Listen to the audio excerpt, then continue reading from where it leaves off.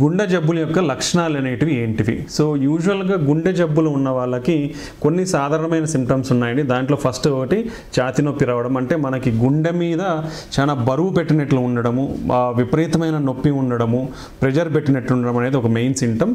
ఈ ఛాతీ నొప్పితో పాటు గొంతు నొప్పి లేదా చెయ్యి లాగడము, చెమటలు పట్టడము, వాంతికి వచ్చినట్టు ఉండడం అనేది జరుగుతూ ఉంటుందన్నమాట. ఇది ఒక సిమ్టమ్.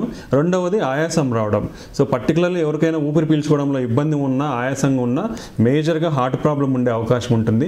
అంటే మన పంపింగ్ ఫంక్షన్ అనేది తక్కువైనప్పుడు కానీ, లేదా మనకు గుండె రక్తనాళాలు బ్లాక్ అయినప్పుడు కానివ్వండి, మన గుండె గదుల మధ్యలో ఉండే వాల్స్ లీక్ అయినా బ్లాక్ అయినా హార్ట్ ఫెయిల్యూర్ అనేది జరిగి మనకి ఆయాసం అనేది వస్తుందన్నమాట.